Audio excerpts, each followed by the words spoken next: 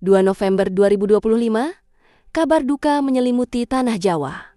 Pakubuwono XIII Raja Keraton Surakarta wafat. Sebuah era berakhir, namun di balik prosesi duka yang sakral, terjadi sebuah anomali politik yang memicu kebingungan dan kemarahan publik. Sebuah kejanggalan yang tidak bisa dijelaskan oleh nalar tata negara biasa. Secara logika dan hukum, urusan pemakaman raja adalah urusan protokoler antara keraton dengan negara yang diwakili oleh Presiden Prabowo dan Gubernur Jawa Tengah. Tapi apa yang terjadi? Pihak keraton justru dilaporkan menunggu dan meminta izin terkait prosesi pemakaman kepada seorang warga sipil bernama Joko Widodo. Pertanyaan ini langsung meledak. Bagaimana bisa seorang presiden yang sedang berkuasa Prabowo dilangkahi oleh seorang mantan presiden? Apakah ini sekadar penghormatan biasa kepada Jokowi sebagai mantan wali kota Solo? Ataukah ini sebuah pertanda bahwa Jokowi, sang tukang kayu dari bantaran kali, memegang kunci lain di dalam keraton yang tidak terlihat oleh publik? Rumor yang selama ini hanya beredar di kalangan spiritualis Jawa.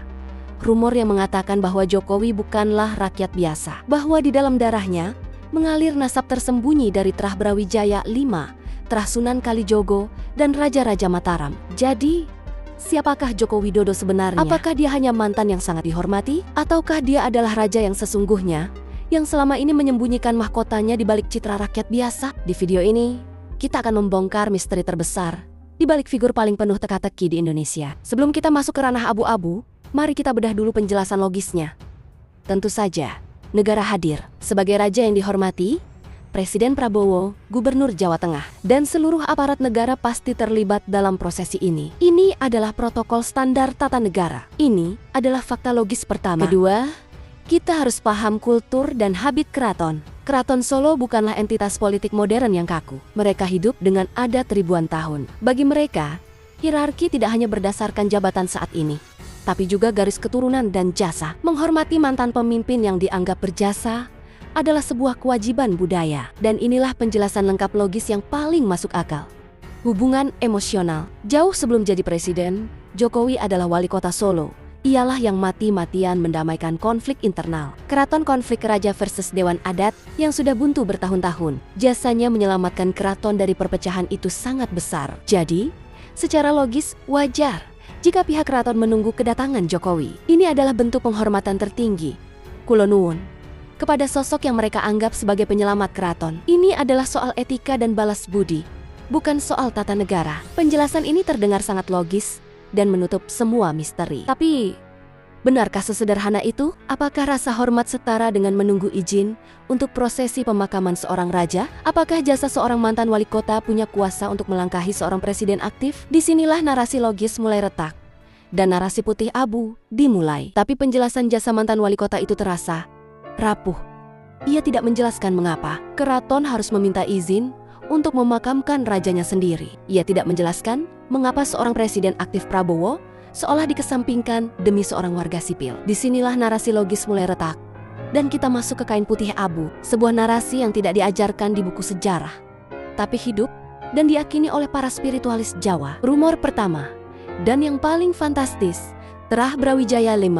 Konon, Jokowi adalah keturunan langsung generasi ke-9 dari Brawijaya V, Raja Majapahit terakhir. Garis keturunan yang selama ratusan tahun tersembunyi di kalangan rakyat biasa, yang kini menurut kepercayaan telah kembali memegang wahyu keprabon atau mandat ilahi untuk memimpin Nusantara. Ini adalah narasi yang membangkitkan rasa takjub mistis. Rumor kedua, yang lebih dekat secara historis, Trah Mataram. Narasi ini menyebut Jokowi adalah cucu dari Sri Sultan Hamengkubuwono III, yang secara otomatis menjadikannya cicit langsung dari Pangeran Diponegoro. Ini bukan lagi sekadar darah biru. Ini adalah darah pemberontak. Sebuah narasi yang menjelaskan mengapa ia memiliki kenekatan dan keberanian untuk melawan tatanan lama. Dan rumor ketiga, yang paling berat secara spiritual, Trah Wali Songo.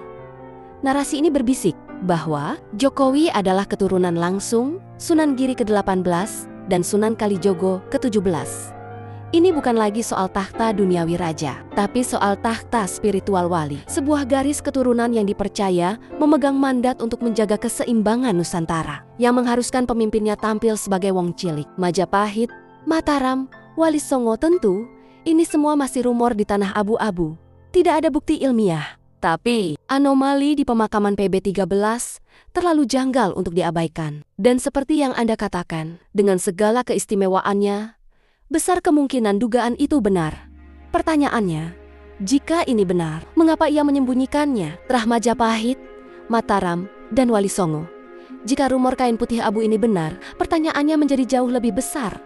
Mengapa disembunyikan? Jawabannya mungkin adalah strategi politik paling jenius atau paling menakutkan dalam sejarah modern Indonesia. Mari kita bedah dua kemungkinan konspirasinya. Konspirasi politik tesis, kita hidup di era demokrasi, bukan monarki. Di era ini, citra darah biru atau bangsawan adalah sebuah beban, tapi citra rakyat biasa, tukang kayu, korban sistem, itu adalah senjata politik paling mematikan. Mengaku sebagai raja adalah bunuh diri politik, tapi mengaku sebagai rakyat adalah tiket emas menuju istana. Konspirasi spiritual antitesis.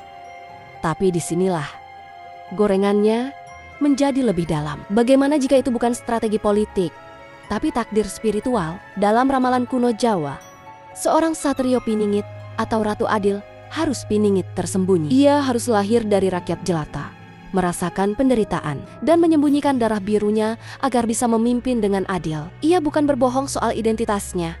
Ia sedang menggenapi nubuat. Citra tukang kayu dari bantaran kali mungkin bukanlah sebuah kebetulan. Itu adalah kamuflase sempurna, baik secara politik maupun spiritual. Ia membiarkan lawan-lawannya meremehkannya sebagai petugas partai atau presiden boneka, sementara ia, sang raja yang tersembunyi, bergerak bebas memakan semua bidak di papan catur. Jadi, apakah citra rakyat biasa yang kita lihat selama 10 tahun ini adalah sebuah kebohongan politik yang brilian? Ataukah sebuah takdir spiritual yang agung? Atau keduanya? Jika seluruh citra publiknya adalah sebuah topeng, pertanyaannya, apa wajah asli di baliknya? Jadi, inilah dua wajah Joko Widodo. Di satu sisi, ia adalah mantan wali kota Solo yang sangat dihormati keraton. Di sisi lain, narasi putih abu ia adalah seorang terah raja dan wali yang sengaja disembunyikan di balik citra rakyat jelata. Dua narasi yang sama-sama kuat, namun bertolak belakang. Sekarang, mari kita kembali ke anomali di pemakaman sang raja.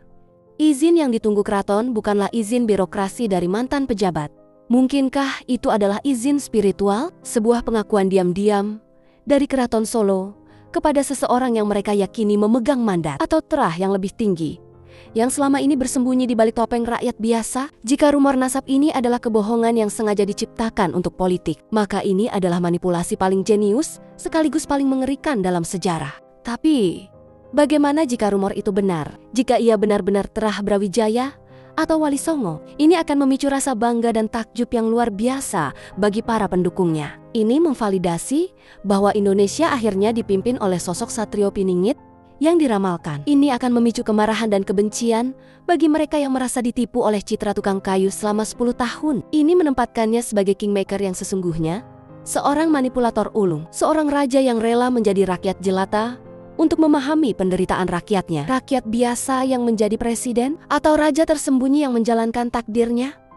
Penipu ulung atau satrio piningit? Pada akhirnya, kita kembali ke pertanyaan awal yang penuh misteri. Siapa sebenarnya Joko Widodo? Kalau kita melihat sepak terjang pro dan kontra yang terjadi selama ini, pastinya asumsi publik akan menganggapnya figur yang penuh teka-teki. Seorang mantan presiden yang terus menjadi perbincangan hangat selama menjabat, bahkan setelah lepas dari jabatannya. Tapi disinilah poin pentingnya, di era kemajuan teknologi saat ini, semua orang mudah mendapatkan informasi baik itu positif maupun negatif. Doktrinasi merajalela, baik itu untuk menggiring opini buruk maupun opini yang baik. Ada baiknya kita tidak menelan mentah-mentah informasi tanpa melihat fakta yang sesungguhnya. Kami selalu mengingatkan, siapapun pemimpinnya pasti memiliki kekurangan dan kelebihannya masing-masing. Semoga Indonesia menjadi satu kesatuan yang utuh, Bhinneka Tunggal Ika. Kalau kamu suka konten seperti ini, dukung kami dengan cara like, comment, share, dan subscribe YouTube channel kami untuk dapat informasi selanjutnya. Salam kami, Kartel ID.